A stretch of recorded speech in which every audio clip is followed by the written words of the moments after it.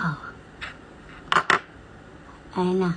So guys, meron akong biniling ganto para ikat natin yung lagpas na bakal dito sa brace ko. Kasi lagi na lang ako pabalik-balik sa dentist ko para lang ikat itong laging sa tuwing mag-a-adjust ako. So ayan na.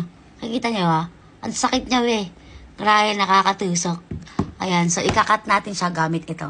Hindi ko maget sa dentist ko kung bakit laging ganyan. Ganyan ba dapat kapag naglagay ng is nakadiretso lang, hindi nila tinutupi? Kasi sa tuwing magtututbrush ako, kung minsan dito mas mahaba kahit wala naman ngayon. Tapos kapag naman dito naman, ganun. So, 'di ba? Ayan, ikat na natin siya. Mayroon yung flashlight ko.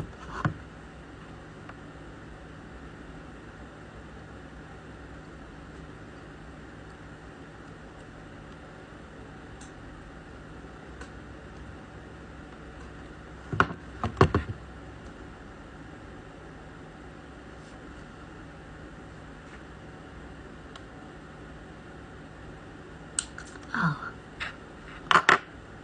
Ayan na. Oh, wala na karusak. Hindi naman sakit.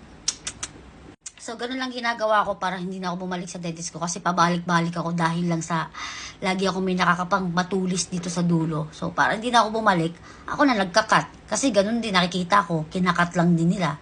Tapos yun lang.